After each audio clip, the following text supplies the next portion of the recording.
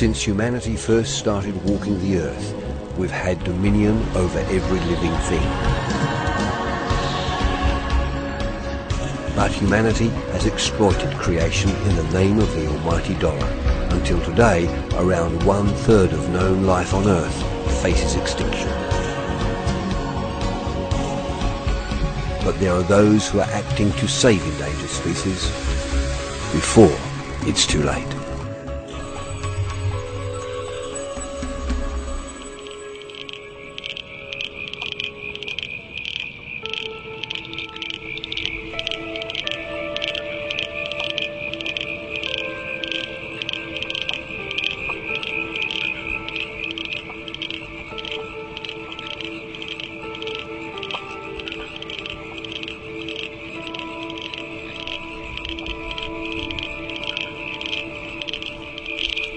Every day for millions of years, the humble frog has serenaded the setting sun with its chorus of croaks and calls.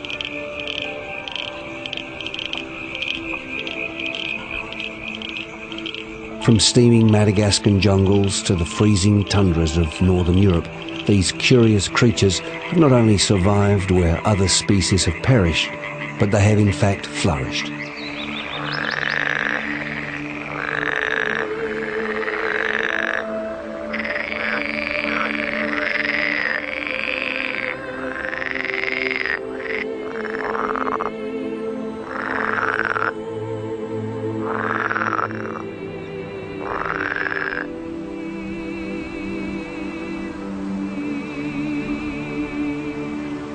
Over these millennia, frogs have developed a number of unique adaptations.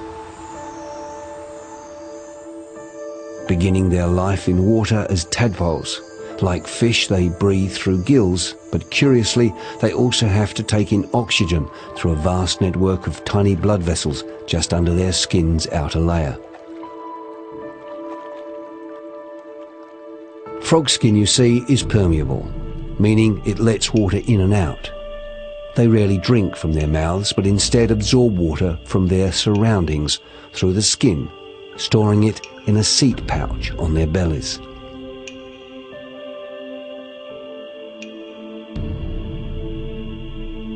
Most frogs are also nocturnal and are equipped with a mirror-like layer in the back of their eyes. This adaptation allows them to reflect light at night, giving them a kind of searchlight for hunting. Frogs are not cold-blooded. Instead, they get heat from their environment. And they can also control their body temperature by changing colour to affect how much heat they can absorb from the sun, or by absorbing or evaporating water through their skins. And frogs make a variety of noises.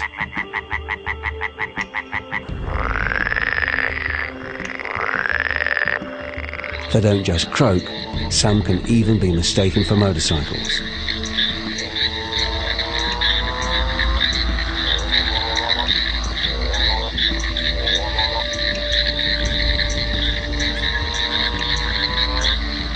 The secret to their dominance that has seen these remarkable creatures outlive the dinosaurs and even survived several ice ages has until only recently never been explored.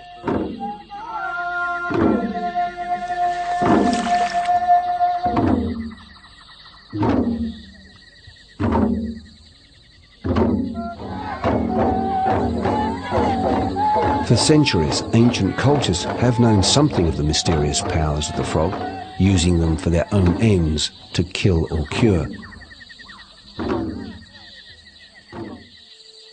In the world's jungles, indigenous tribes distill poison from a frog's skin to tip their deadly blow darts and arrows.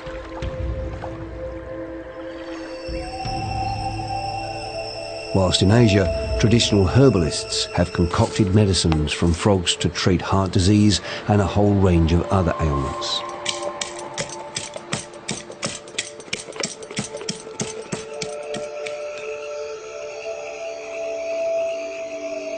Belonging to the class of vertebrate called amphibia, meaning creatures that live both in water and on land, frogs have burrowed themselves deep into the heart of our cultural mythology, where they are both revered and reviled because of their ability to transform.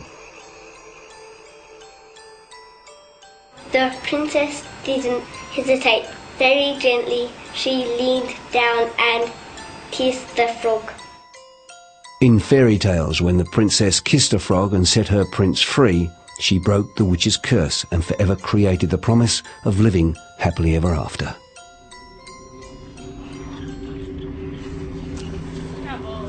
But for the doomed Scottish Lord Macbeth, the promise bestowed on him by a witch's brew led him and his clan to death and madness. Cauldron boil and bake, eye of newt and toad of frog, wool of bat and tongue of dog, adder's fork and blind worm sting, lizard's leg and owlet's wing, for a charm of powerful trouble, like a hell broth boil and bubble.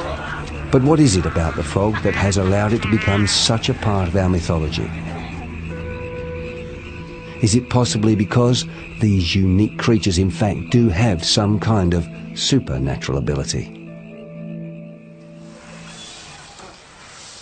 In many countries throughout the world, townsfolk tell tales of frogs encased in stone, only for them to miraculously emerge decades later as if from some kind of suspended animation.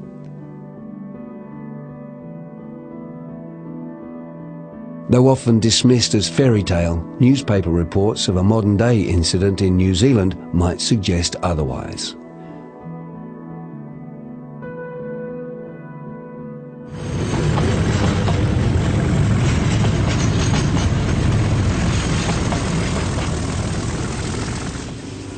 Laurie Andrews was in charge of an excavation team working 4 metres below an existing riverbed when his team made a startling discovery.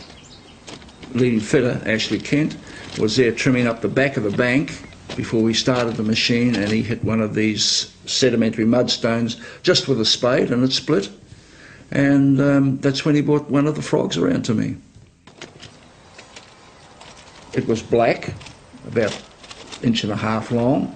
I'd never seen a frog like it in my life. And it was alive because we touched the eye of it and it retracted. I think it's quite a common occurrence in Australia that they hibernate for several years and then come back again. But this would have been longer than several years. Several centuries, I ought to say.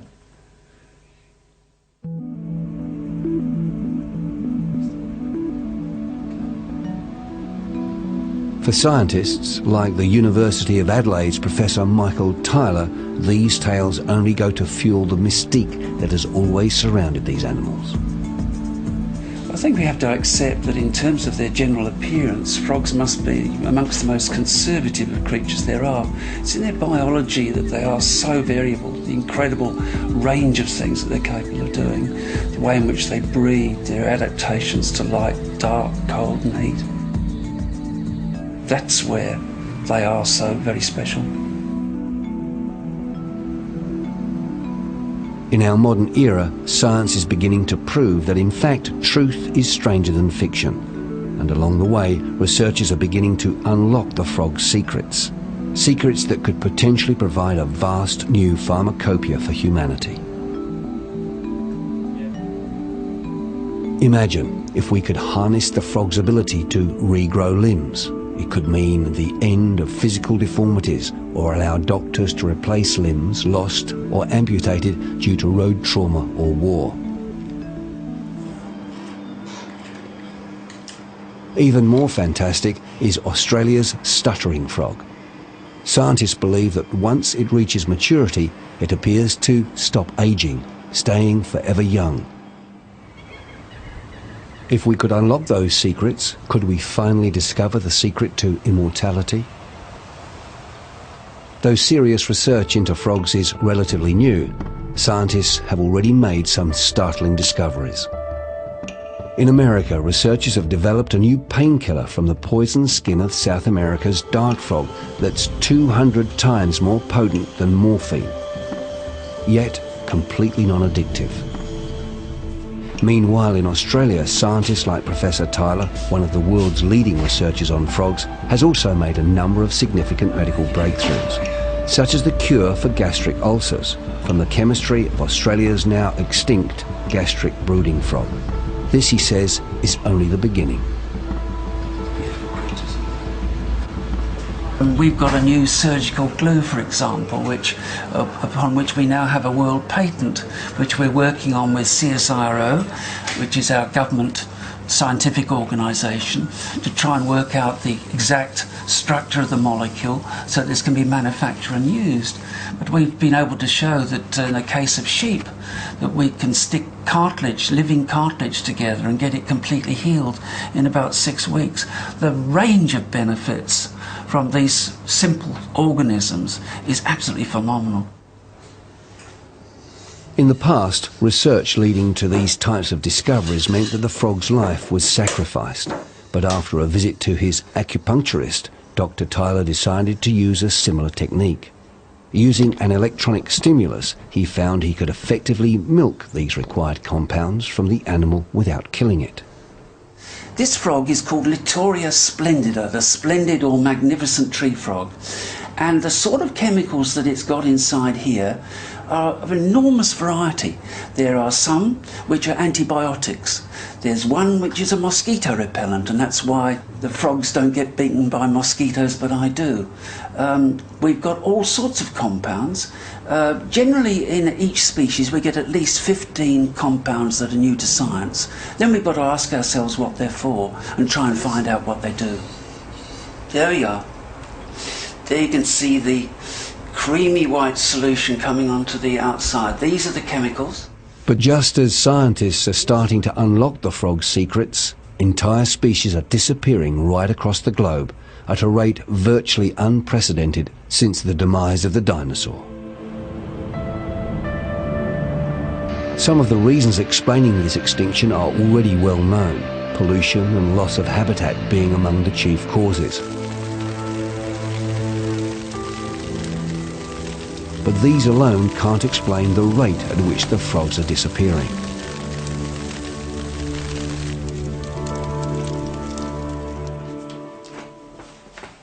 For Dr. Tyler, though, as distressing as the loss of such a valuable animal is, the alarm bells are ringing not only for the demise of a species, but for the demise of the human race itself. Frogs are the highest form of life to lay naked eggs in water. Therefore, they're very, very good indicators of environmental health, and particularly aquatic environmental health. And if the frog numbers are going down, then it's a warning to other creatures such as us that there's something terribly wrong with our planet.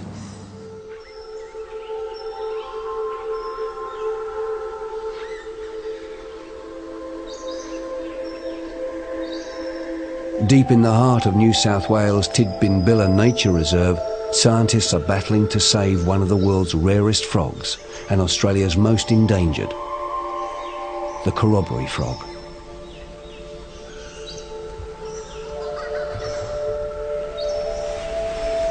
Gaining its name because its spectacular colourings mirror the face paint worn by Aborigines in their ceremonial dances or corroborees.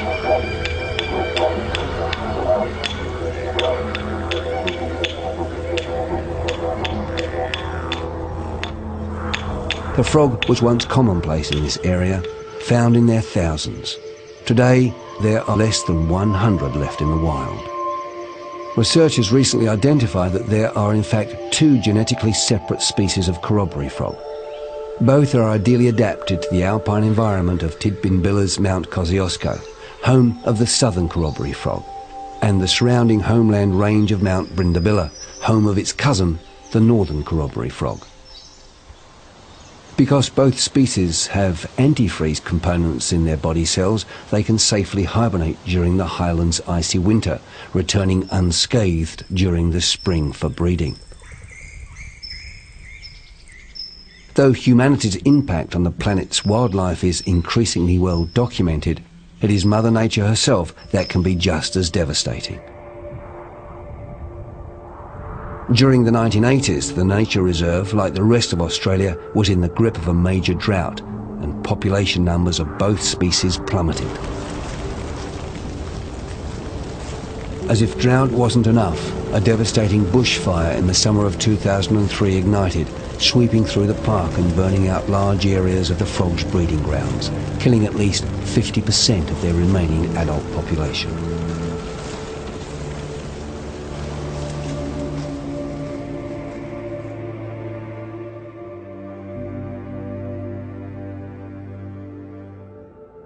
But despite Mother Nature's fury, scientists were still suspicious that perhaps there was another reason for such a dramatic decline. Senior wildlife ecologist Murray Evans and National Parks and Wildlife worker Dave Hunter are part of Project Corroboree, a rehabilitation program set up to try and save the frogs before it's too late.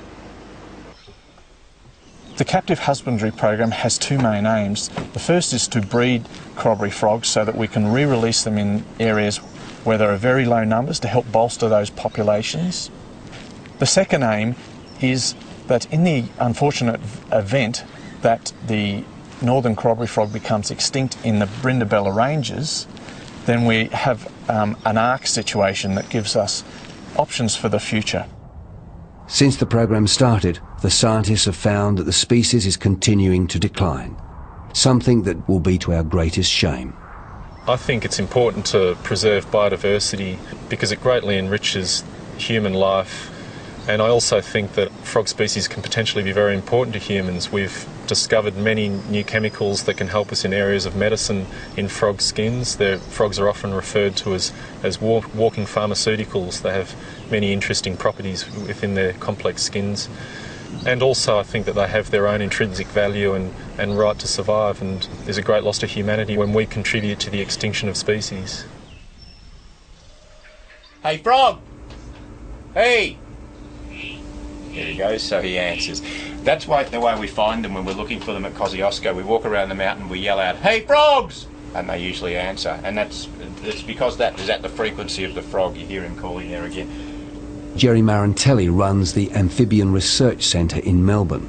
He's working hand in hand with the scientists of Project Corroboree in the fight to save the species.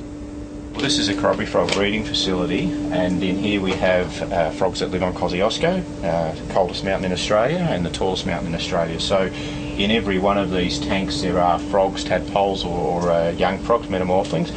These dry bogs like this, which would normally be full of water in the winter, dry up over summer and the frogs breed in them. By the mid-1990s, Jerry, like other scientists the world over, was baffled that frogs were not just dying out in polluted areas, but they were also disappearing from pristine environments. And when the last survivor of the sharp-snouted torrent frog died in his hands, he vowed this destruction had to stop and opened the Amphibian Research Centre, dedicated to the research and conservation of Australia's unique frogs. A few people got to the idea of thinking that perhaps it was a disease, because the way that the extinctions occurred was in one part of the country, the next part, and it looked like it was moving along. Whatever was happening was moving along. Nobody could find what the disease was. In the mid-1990s, myself and a few other people working together on a group of captive frogs and some wild frogs that were dying out were able to discover a disease which is now known as the chytrid fungus. Scientists know that the fungus lives on the frog's skin, causing damage to a protein called keratin, which gives the skin its rigidity. But they are still uncertain as to what happens next. One theory is that the fungus releases some kind of toxin. Another is that as frogs breathe and drink through their skin, the source of humanity's potential new medicines, it's possible that the fungus kills by somehow disrupting this ability. The chytrid has wreaked such damage that Jerry's centre is something of an ark for a number of species that were once commonplace, such as the growling grass frog and the spotted tree frog. But humanity too has also played its part in the frog's destruction by introducing foreign species such as trout into the ecosystem. And what's happened in a lot of places is that trout, having completely wiped out the frog, what they've done is they've pushed them up into small sections of stream above high waterfalls where the trout can't travel, and where you've got a small population of frogs locked away in an area where they can't go anywhere apart from being eaten by trout. then they're subject to other problems coming in and causing them to be wiped out. And in the case of New South Wales, the very last population of spotted tree frogs left in New South Wales was then blocked in a small section of stream like that by the trout and wiped out by the chytrid fungus. And if we have a look in here, maybe we'll find Dirk, who's the very last spotted tree frog that's come out of New South Wales, and we have been breeding him with Victorian females to recover the species in New South Wales.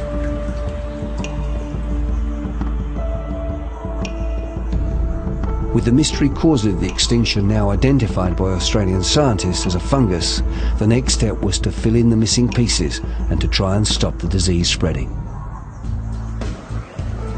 As is so often the case when dealing with extinction, humanity is to blame. Somewhat bizarrely, the fungus was traced back to the development of the human pregnancy test, and that, in Australia at least, the secret to its spreading was hidden in a box of bananas. The world's first pregnancy test involved injecting a woman's urine into the African clawed frog. If the woman was pregnant, a hormone in her urine triggered the frog to produce eggs. So popular was the test that the frogs were exported worldwide. And that's when the trouble began. But what no one realised was that the African clawed frog also carried a devastating fungus, chytridiomycosis, or chytrid disease. Diseases like the chytrid fungus have taught us a very important lesson. When a disease gets to a country and moves around, and we discovered it was moving around on our native frogs who travelled in things like bananas and pot plants and other things of that nature, they go to fruit shops and everywhere, and people would get this lovely little frog, say, oh, I'll let it go in the wetland.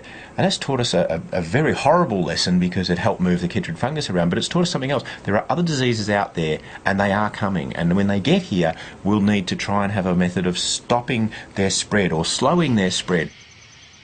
In response to the accidental spread of infected frogs, and in an attempt to make sure nothing like this happens again, the Amphibian Research Centre has set up a lost frogs home in Jerry's home state of Victoria. The idea is that people can bring frogs to the centre, where the strays will be collected, checked for disease, and if they're clear, adopted to schools as pets.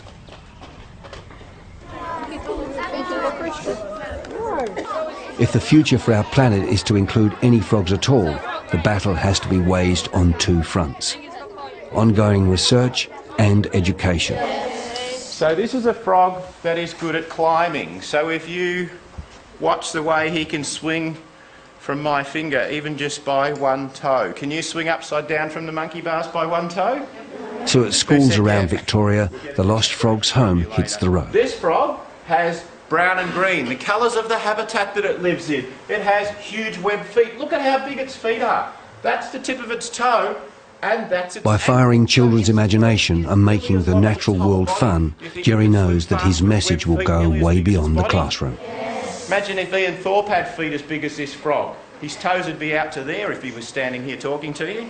I think he's had 2 cockroaches today. There is the... Students Julia Amdros and Annabelle Obergang are 2 who have taken the frogs to heart. After Jerry came in and spoke to us about green tree frogs, which come from Queensland, we decided to adopt a few of them. That one's Ribbit and that one's Freddo. We feed them about 3 cockroaches every day, and it's really interesting watching them because they eat really strangely. They push their eyes down when they eat, and it's really interesting. If a frog jumps on you, you won't get injured, okay? But if you jump up and down on a frog... Children have a chance not only to grow up and be different, but to go home and impact on their parents. Their parents that have decisions in large companies to make, their parents who are politicians, and their parents who at home can make a difference by their practices. I didn't like frogs before Jerry came in and talked to us, except now I find them really cool. At the Serendip Sanctuary, an hour's drive from Melbourne, big business and education have come together to create a 250 hectare, that's around 600 acres of wildlife habitat. With support from Alcoa and the Amphibian Research Centre, Serendip has created a unique hands-on approach to nature with their latest gallery, the Frog Room. Gee, well done, guys. This is looking great. I feel like I'm in a frog swamp. It's a world of frogs all alive. Michael Hellman is Serendip's ranger in charge. Environmental education is the most important thing we really do at Serendip. It's about getting the kids here. They're the future. It's about exciting them about the environment and getting them to take positive action to change our behaviours. We've put in place a range of things that, like this frog room, but also the frog pond, the ponding site, the habitat we have with brolgers and busters and things like that. And we're going to say to them, hey, look, we've got to conserve and protect, and there's no good sitting back. If you can fascinate somebody and show them a creature, they will bond to that creature and they will want to preserve it. They can find out later it's in trouble, they can find out later how they can help it. But the first thing to do is absorb them with the creature and get them to understand that this is a magnificent thing to take an interest in. At Serendip, they hope their work will change perceptions about the environment. If they can show how simple their frog program can be, then they believe it can be done in many other places as well.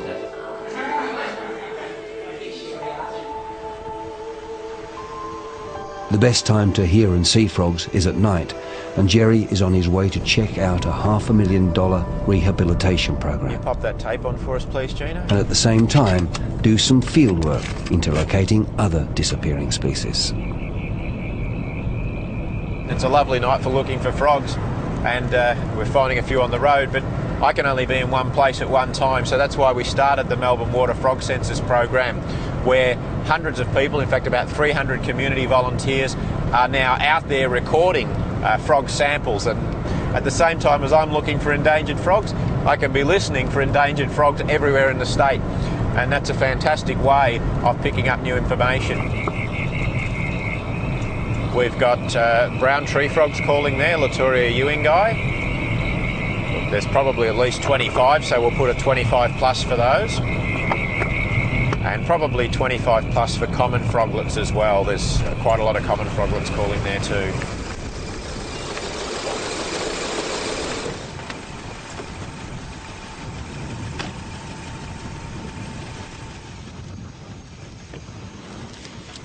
Beautiful. Big female banjo frog. Test her for chytrid fungus.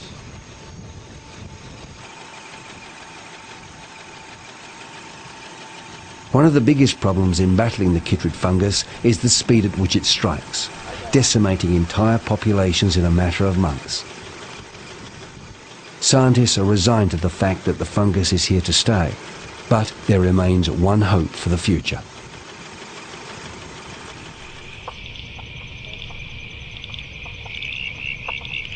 At Alcoa's aluminium smelter in Portland, Victoria, the company has taken the fight to stop the fall of the amphibian a step further by turning their plant's buffer zone back into wetlands. The area surrounding the plant was once home to the growling grass frog. Like so many others, it was so common it numbered in the millions. But today, there are only a few thousand left in the wild. So for 15 years now, these wetlands haven't heard the sounds of a growling grass frog. In fact, 15 years ago, these wetlands weren't here. Habitat in this area had been broken up by farming, fragmented, destroyed, salination in the soils, lots of different factors, possibly even the chytrid fungus, led to the loss of the growling grass frog probably during the mid-1980s, during the heavy droughts. And it's wetlands like this now established by Alcoa, with the habitat, the plants, the logs, the hiding spots and the predator-proof fence that's going to protect these little guys as we release them from the captive breeding program.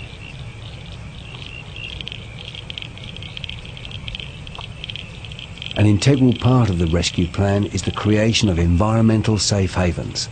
That's why habitats like these are vital if frogs are to survive.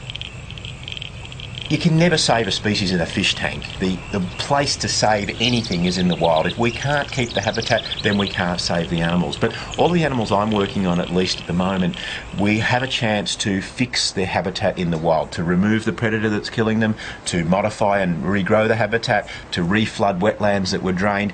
And in that case, all we're doing in captivity is providing a short bridge across that troubled time for those animals so they can go back to the wild. And we hope for many of them that'll be very soon. Alcoa has spent $500,000 already in setting up their wetlands experiment. But for Plant Managing Director Matt Pissner, It's a commitment that extends far beyond the balance sheet. Has it been successful? I think we're pleased with where it's at now. We have a long way to go. This is one of those things that never actually ends. We continue to develop our knowledge about the biodiversity and what that means. And so there will be continued investments. But again, when you're taking a look at biodiversity and the environment and the community, it's really hard to put a monetary value on that. It is priceless. Across the border in New South Wales, the state government recognised a long time ago the importance of protecting biodiversity. At the turn of the 19th century, it passed Australia's first real environmental legislation, recognising the economic connection between industry and the environment. Frank Lemkert is a scientist for the Research and Development Division of the state's Forestry Department. His job is to research the size and distribution of frog populations in the forest. If you have insect pests, a lot of them are controlled by other animals. If you lose one particular animal, you may well find you have an imbalance and you end up with a whole lot of troubles in another area. So you might get insects that will come out which will eat your forest out, or they might go down to the local farmland, eat your crops out, and it's the other animals you've lost were the ones that control them. So they may actually have a lot of economic benefit in that way too. By fitting the forest frogs with microchips, Frank continually monitors the size and position of the populations. His research is then used to create buffer zones around the forest's industry, which in turn link up into corridors of undisturbed vegetation, creating green highways for the forest's wildlife. But even in these green havens, Frank has seen some worrying signs. What seems to have happened is that a disease has got into these areas. Okay, it's not a human interference directly, because a lot of the areas these frogs are in are quite pristine, national parks, undisturbed. What there is a disease that's been discovered recently, this chytrid fungus, and it looks like it's basically killed these frogs off in these areas of southern New South Wales and Victoria. There are close to 500 species of frogs in the world today, with new species being discovered every year. The problem is, some species are succumbing to extinction even as they are being discovered. Further up Australia's east coast, and despite the pristine environment that the Wooroonooran National Park enjoys, Principal Technical Officer for the park, Keith MacDonald, has witnessed the loss of 3 species of frogs in just 90 days, one of which had only just been described, all victims of the chytrid fungus. The little waterfall frog in the wet tropics here, we don't have a photograph on it. It was only known for a short period of time. It was described in the early 90s. No one ever thought frogs would disappear, and it was one of the first to go. Keith's job is to monitor the species that remain, and along with researchers, scientists and rangers the world over, add to the body of evidence so scientists can begin to understand how the disease works. The loss of a species for future generations is of concern. What will they think of us? Will they say that we didn't care? We've got a couple of species breeding here. You can see the tadpoles. There's, by the looks of it, the Stony Creek frog and green-eyed tree frog. Australia has the worst extinction rate in the world for mammals, and the frogs now with the chytrid fungus are up there. There are bacteria, there are predators. There's problems with drought, there's problems with food, but they've been able to evolve and cope with it. But when you start bringing in something like the chytrid fungus, then the pressures mount on these animals significantly. And it is of concern that the chytrid fungus may be the thing that just does the final push, and they can't cope with it in a short period of time, bearing in mind evolving with this environment here over thousands of years. They had the time to adapt, but something that comes in and wipes out a population in 90 days doesn't give any time to adapt.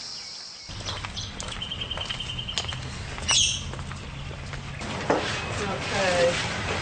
Now, where did you find this frog today? Just in our backyard, on the ground. At the Cairns Frog Hospital, frog enthusiast Deborah Paragalotti is finding a whole new set of problems facing Queensland's frogs. And with one new disease in particular, a whole range of cold-blooded animals too. Deborah originally started the hospital as a place for people to come and learn how to treat injured frogs. When we first started it, I might have 20 or 30 frogs in care, which was a luxury. It was nice to be able to look after some of these things and get them back out to the wild and to learn about them at the same time. But it turns out that there were diseases active in the area that nobody else was aware of, and more and more frogs started showing up at the door. I'm just looking at his breathing. He's got the new fungal disease. It's a respiratory disease. Once they've had the illness for a little while, they don't like being handled either, so touching the skin irritates them and they react. We used to have lots of them come around, like living in our happy plant trees and stuff, but we haven't seen many at all lately. Like this is the first one in so long, so they seem to have just vanishing, disappearing. So all the frogs coming in get a record number, so if you give us a ring to see how he's progressing, please give us the record number, because we've got a lot on the shelf. Deborah started taking photographs and sent off samples for testing. The results shocked and astonished her. A form of human cancer, widespread in, of all places, China. But if the threat of human cancer crossing over to frogs wasn't baffling enough, her patients started showing signs of yet another disease. At first she thought it was the chytrid fungus, but the symptoms were too aggressive and it left ulcerations on the body. Everybody that was turning in frogs to us was saying that they already had anywhere from 1 to 5 dead frogs already, and what they were turning into us was the last 1 or 2 that they had left. So we knew that hundreds of frogs were being knocked off by this thing in a very short period of time. Deborah worked out that whatever it was being absorbed through the lungs. So it was an airborne disease. But people were also contacting her with stories about reptiles that were displaying the same kind of symptoms. The government has challenged the Frog Hospital to produce the documentation to substantiate this so-called new set of diseases. But with funding already stretched to the limit battling the chytrid fungus, the problem goes undocumented and undiagnosed. That's enough for them. If it's so non-specific that it kills all cold-blooded animals, airborne transmission, 24 hours incubation, this thing in a way is to frogs what SARS is to human beings. By the time anything is done, it could be too late. So Deborah advocates a captive breeding program. It's because of people like Jerry who think ahead that have set up species like that, and we need to do the same thing up here. Gee, another dead frog. We're finding a lot of these. To take this back to Alex at CSIRO for testing. At CSIRO's Australian Animal Health Lab in Geelong, Victoria, Dr. Alex Hyatt and his team have developed a new diagnostic tool to test for the chytrid fungus. In the past, scientists used a skin scraping from a dead frog, and the process was long and laborious. But this new tool detects the presence of the chytrid DNA and is not dependent on the frog being infected. The test now only takes a day to complete. Consequently, scientists like Jerry Marantelli can use the tool to quickly define areas of infection, giving them a much-needed new weapon in controlling the spread of the fungus. Got some interesting stuff. That'd be terrific. Okay, come this way. One of the most exciting features of this work is that we came in, the group of us, when there was a international problem. We identified what the infectious agent was. We developed the diagnostic assays, and now we're involved formulating policy for government ministers to draw up a threat abatement plan, which will be implemented. So that's exciting. That means, hey guys, we did something. Not only did we find it and we've done tests, but we're actually doing something to prevent this disease from ongoing or to minimise it, and also to show other scientists that you can use your cutting-edge science to solve major environmental problems, and this is the future. That's exciting. Despite their success, though, there are still questions left to consider. An interesting question about the disease process is why tadpoles are infected and don't die, but frogs are infected and they die. Research has shown that the chytrid attacks keratin in the frog's skin. Tadpoles, however, only have keratin in their mouths. So while they are relatively immune, the fungus is merely biding its time till they metamorphosize into frogs, when it can use the keratin in the new frog's skin to strike.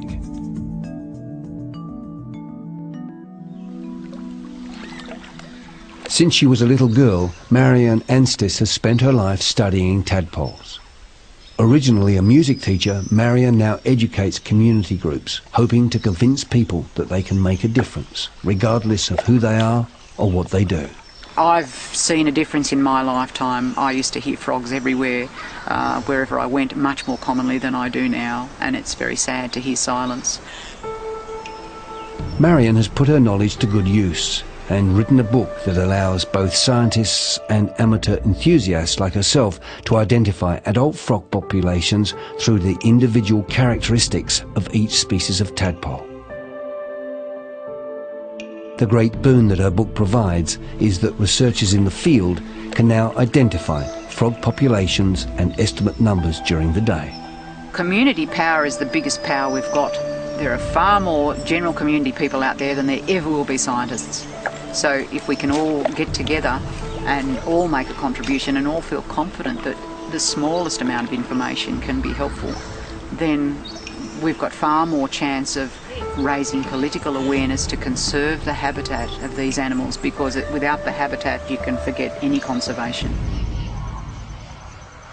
Though the future may look bleak for frogs and their habitat, a quiet revolution to try and save the species is slowly gathering momentum, and in the most unlikely of places.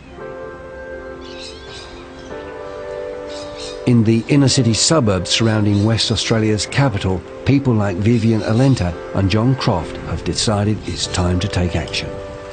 There's a growing movement here within suburbia to give frogs habitat. Since they're losing it in the wetlands, we're creating wetlands in our backyards. Using compost and discarded building materials, the couple have built a network of ponds and overgrown rushes, providing a sanctuary for all kinds of wildlife, including over 20 species of frogs. In fact, their mini wetlands is so successful, it's become a breeding ground for the notoriously fussy western green tree frog, or, as it's more commonly known, the motorbike frog. The importance of the sorts of things we're doing here in terms of rebuilding wetlands, and particularly focusing on frogs as a keystone species, is that a keystone species is one in which, if it's absent, it means that there's something seriously wrong with the ecosystem. The presence of frogs means you've got the insect populations there. The insect populations mean that you've got a healthy soil, you've got healthy plant life. And so if the frogs are absent, that means that there's something wrong that can be fixed up by doing what we're doing here. Vivian and John's suburban wetland has also attracted like-minded souls from the surrounding neighbourhood, keen to make a difference. She believes that most people are not apathetic about our environment's destruction. Rather, we feel overwhelmed by its scale and the feeling that on our own we can't possibly make a difference. There are times when I receive 2-3 phone calls a day, people wanting tadpoles to start their own wetlands and frog ponds in their own gardens. Are you going to put them in your pond when you get home? There's a growing awareness of the disappearance of frogs and the importance of frogs, and I have also a growing network, community of people who care about frogs and wildlife in general. So we talk to each other and support each other. Okay, really. You don't want to leave it for too long. Take it straight home and put your finger in the pond. If the water is much colder or warmer than this, then you need to acclimatize it by just putting the jar in and letting it sit there without pouring it in. So David and his daughter Neve have a permaculture wetland in their backyard, providing frogs and tadpoles for anyone who might want them. For him, though, his work reaches out far beyond the backyard. I think biodiversity on a local level is so important for me, and the idea of community, that's what my life is about, is being a stand for community. That's what's really important. It's not how big it is or how small it is, it's once there's a willingness to take a stand for that. That's what I believe is the start and the continuation of what we're on for. Meet Joe Tonga, another amateur enthusiast. As a builder, he is well aware of the way most developers clear land. But as he goes from site to site, he picks up what bits and pieces he can that might be useful for backyard habitats. That's it. Wow, I like that. What would you use to protect this side a bit more? Something natural, I think. Maybe a few branches, maybe a couple of rocks, mossy covered rocks like you've got around here would be really great. Yes, oh, very close to. Yes, Joe has taken his love of the environment one step further by running a nocturnal tour at a wetland deep in the heart of suburbia that's been saved from developers by his local council. You can see it, there's another one here. See, so the tree's covered with it, lots of food. What I'd like to do with these nocturnal tours is share with people, the average person, the Australian nocturnal life. What happens as the sun goes down? So all sorts of animals come out, particularly the frogs. That's when they hunt and they look for their insects to feed on. Just there. Check them out. And I think it's I see it. It was tiny, and that was a tiny one. This particular frog is a banjo frog, and its last defence is a squeal. It's a horrific dying squeal. It knows it's about to die, so it fills its air sac with air and lets out an almighty high-pitched squeal, and it goes deep into your soul. You know something's about to happen to this poor frog. We're standing right at the very water's edge now, the lake's edge, and I'm almost in the water itself, but only a couple of centimetres deep. Very rich with the slender tree frogs around here because of the type of reed that we're close to. A little bit, he senses there's something there. Beautiful big eyes, can be green. Joe's tour is possible because of the commitment by all Western Australian councils to a metropolitan biodiversity plan. The hope is that by acting now, the councils will not only be able to preserve the few habitats that are left, but that tours like this will encourage people to become aware of the magic of nature that exists outside their front doors. Now slowly bring him up. He's in my hand now, I can feel him. For centuries, the life of frogs has been ignored. In our century, these humble creatures are sentinels against the coming environmental destruction that threatens this planet, a destruction that is entirely of our own making. Here's a little disc. Look at that, isn't it beautiful? If we do nothing, we will witness the complete extinction of frogs and other amphibians, if not in our lifetime, certainly in our children's lifetime, and in the process lose one fragile link in the chain of life, and a link that could be the key to our own survival. And we could also be condemning those yet to be born to a life at the mercy of diseases as yet unknown. Diseases that will remain incurable because we, the guardians of this planet, would have failed by letting the cure to those diseases, the humble frog, succumb to extinction. So we are left with one very important question. Are we all prepared to sit by and let it happen?